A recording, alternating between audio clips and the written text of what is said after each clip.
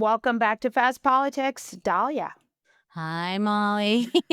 This has ravaged me in case, you're wondering what she Yeah. looked like. Ravaged me like being eaten alive from inside by bile and fury and injustice. It strikes me that the Supreme Court has really just done a lot of bad stuff.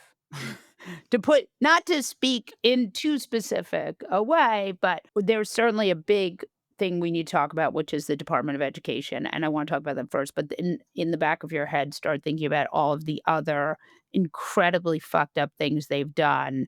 When I think about the birthright citizenship decision and why they took that and what that means, and but first, let's just talk for a second about this most recent decision where the Supreme Court basically said Trump can do what yet again said, "Trump, do you wanna do something? Because we wanna help you do stuff." Part of the I think the term of legal art I'm looking for is, like, bitch of this decision is that they actually didn't tell us a goddamn thing. Like, it's Right. another in a long string of and I know we've talked about this a bunch on your show, Molly, but, like, this is the most, I think, egregious example of something that comes out on the shadow docket, Yep. which means Which we Stephen don't Vladeck wrote a whole book about. and Yep. and and I know your listeners know what it is, but it's just worth like, the frame that I'm trying to use is, like, if you think that the Supreme Court term ended on the last day of the term when birthright citizenship and all those other horrendous cases came down, like, you fell hook, line, and sinker for the story Right. they wanna tell about themselves, right? Which is that they, only work from the 1st Monday of October till the end of June, and then they go off on vacation, and that's just not true. We've had a series of emergency orders on the so-called shadow docket, each of which has been, Yeah. like, as gobsmackingly awful as stuff that was happening on the merits docket, and so I think the reason, like, you wanna start at the, Department of Education isn't just what they did, but how they did it, and the Right. fact that, like, and I say this on your show, and I'll just say it again, like, they have one job, which is to Right. explain why they are doing what they're doing. It's just not good enough to say, "Because we say so," and then Yeah. swan off to, like, wherever they go, Côte d'Azur or whatever, for the Right. summer, like, Private that's not jet trips with conservative donors. show your work and explain to us what you just allowed Secretary McMahon to fire half of the employees at the department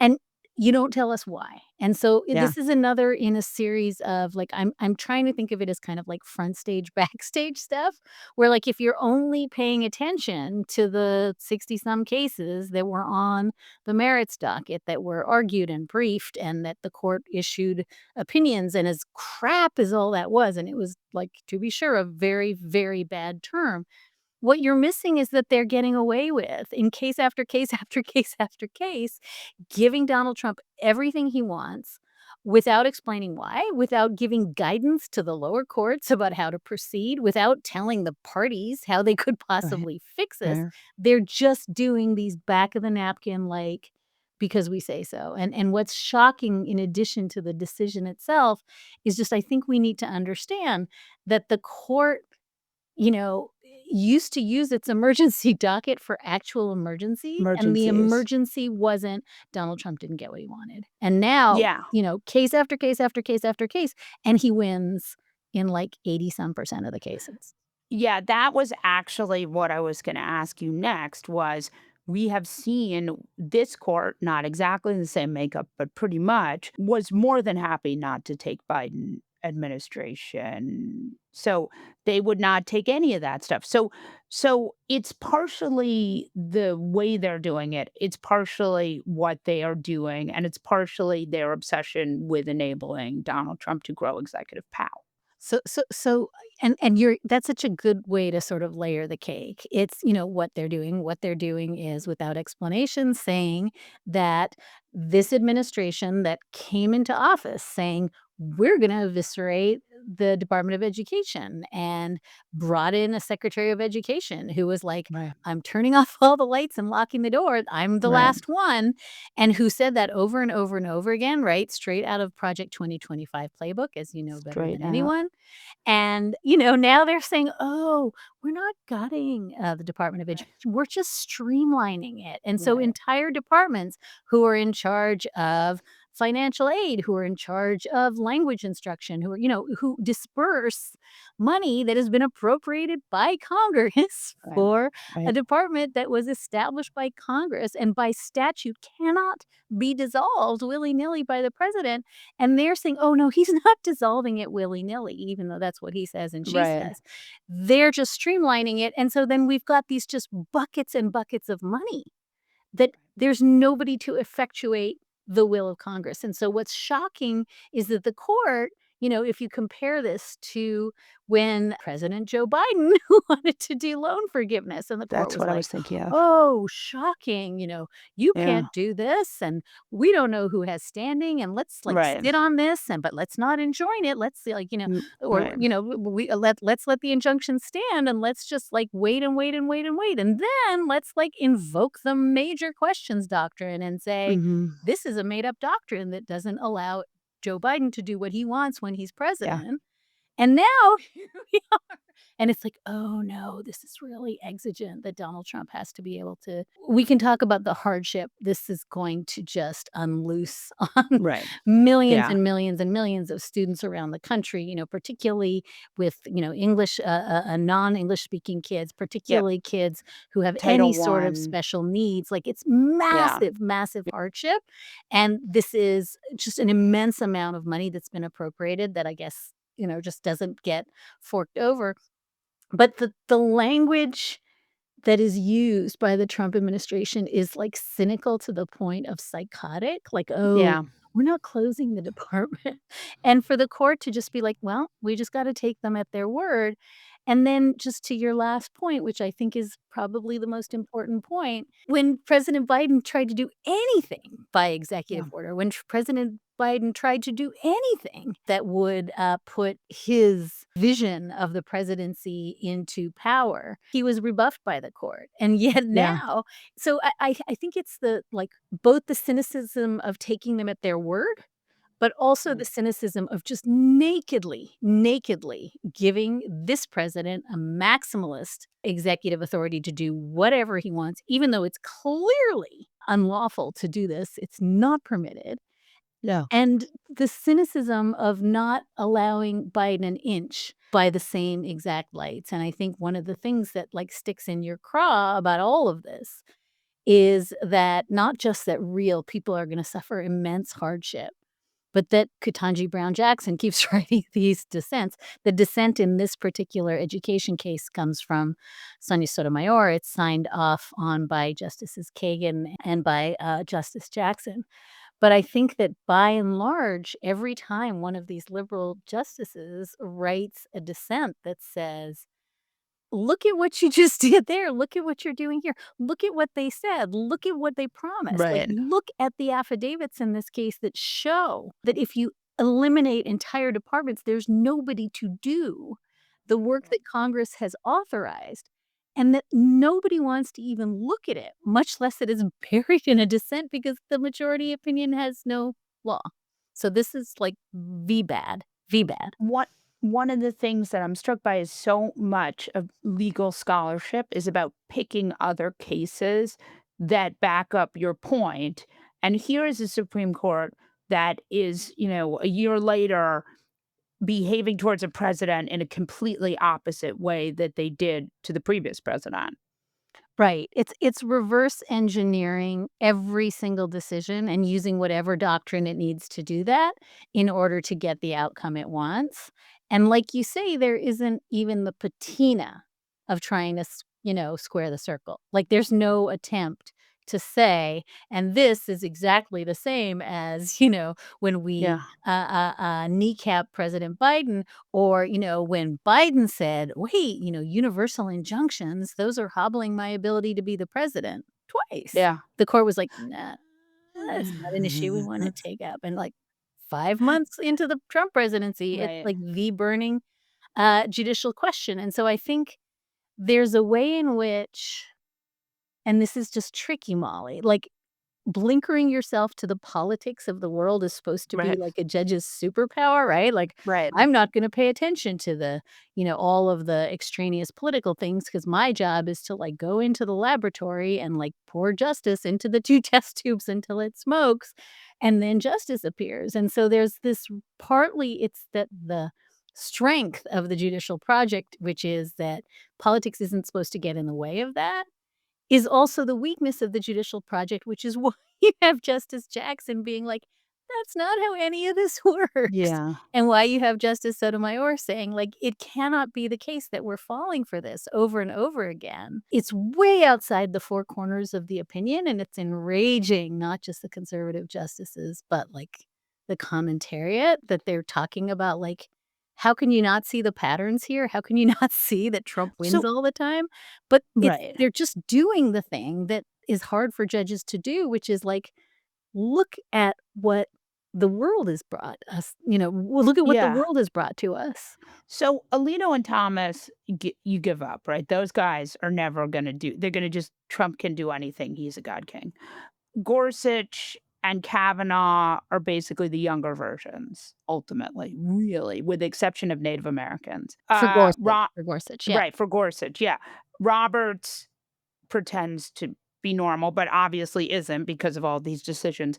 And then you do have this one smart conservative justice, right? Justice Amy, who is by no means in any stretch of the imagination a liberal. She's very religious and comes from very, very religious stock. And she, was at she practiced and taught a very religious, but she is smart because we know that from the oral arguments. I mean, so I just wonder, you think that she just sort of is like, I'm just going to go along with this anyway because the numbers aren't there? I mean, what do you think the calculus there is? Or do you think that she's not? Ultimately, she's just a partisan like the others. You and I spoke on several occasions this year where Justice Barrett was, like, hiving off and sometimes with John Roberts, right, being the Right, center of the court, sometimes even with Brett Kavanaugh. That's been a pattern we've seen the last couple of right. years. There were a lot of people who were prepared to say that the Barrett who was joining the liberal justices in several important cases Yeah, this year sort of represented some new, right, 2.0 Amy Coney Barrett, and we had a lot of theories about why that was.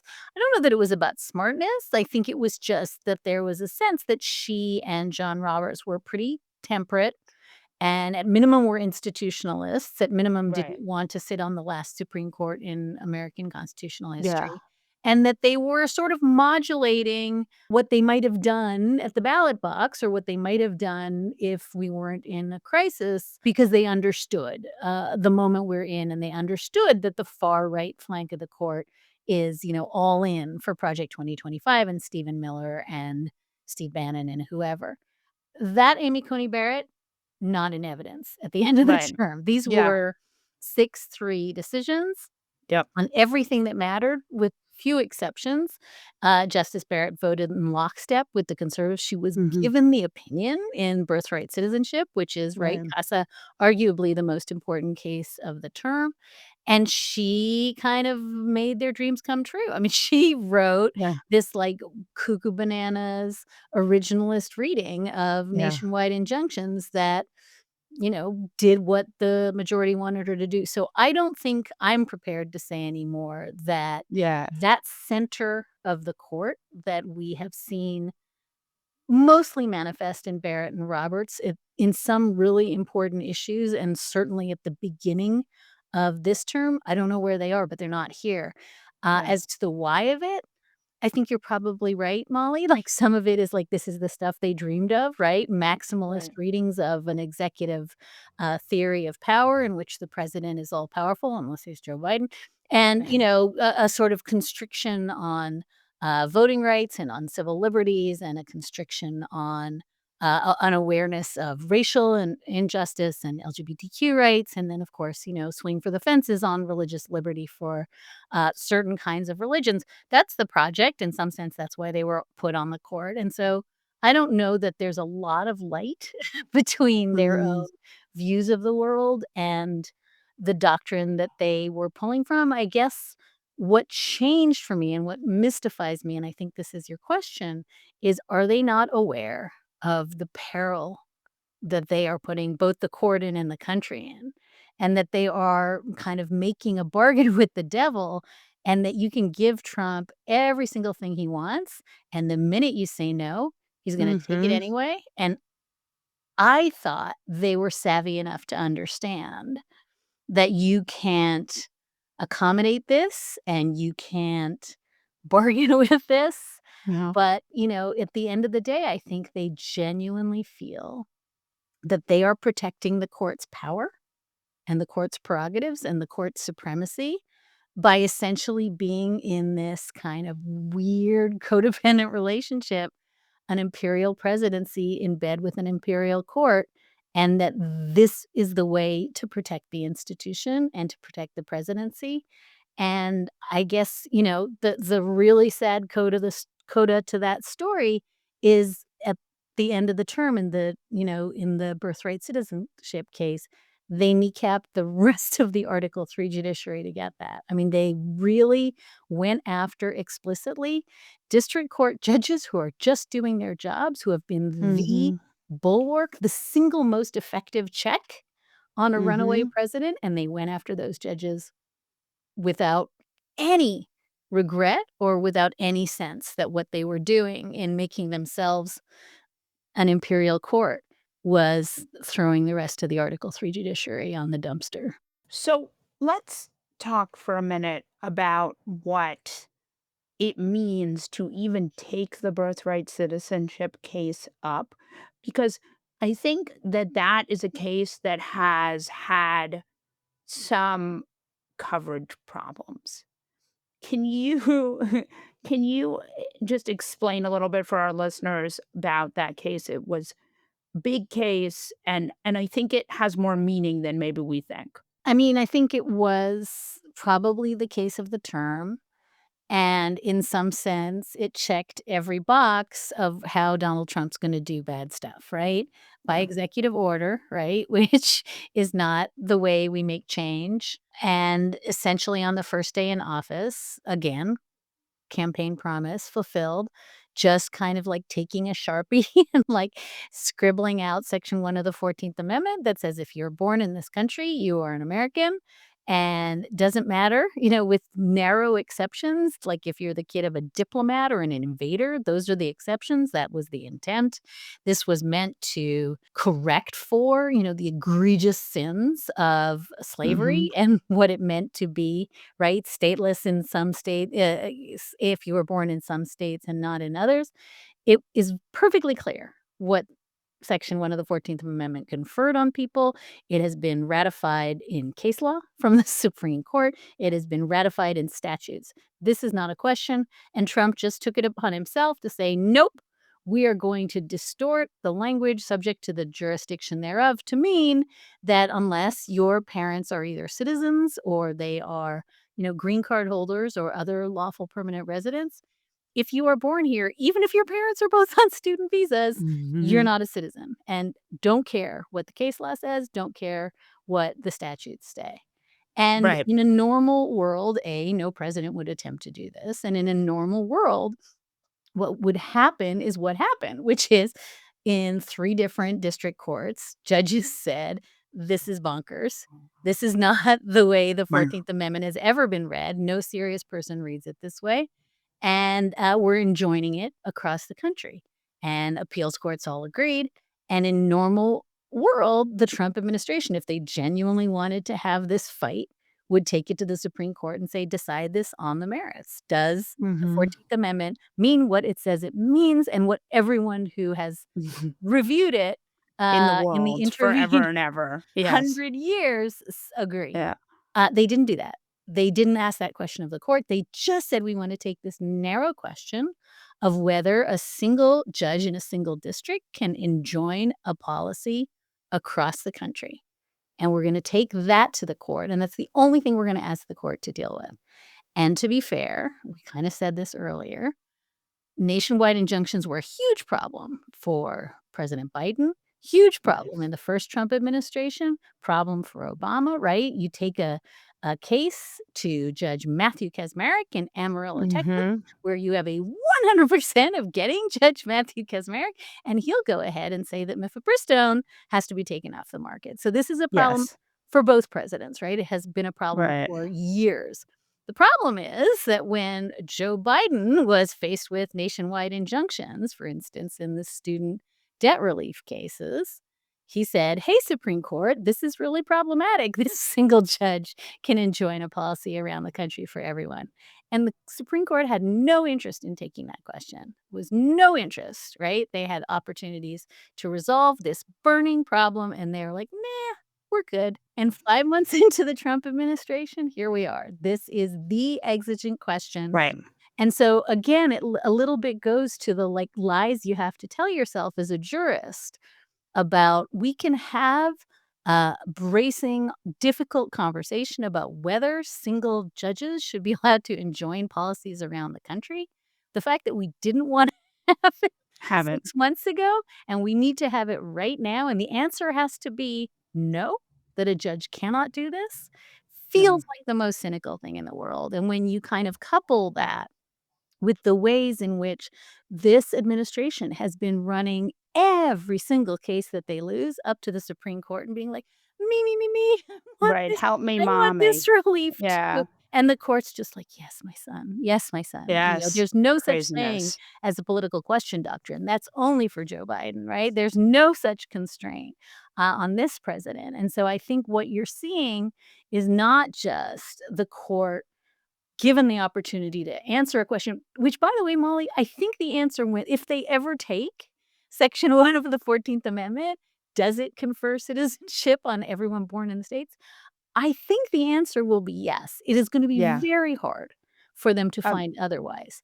The choice to not decide that in this yeah. case, the choice instead It's a real choice. Yeah. to hobble the district court judges who, again, are the only thing restraining, the only check that exists, right? Supine Congress and hollowing out the rest of government is these district court judges, and then to turn on them and be like, "Who are these self-aggrandizing lunatics who think they know everything?" And that's, what's frightening about Don't this is the contempt for judges. Yes. Dahlia! I love you, and I never wanna cut you off because 'cause you're amazing. Thank you, thank you, thank you, Dahlia. Thank you, Molly. Take good care of yourself.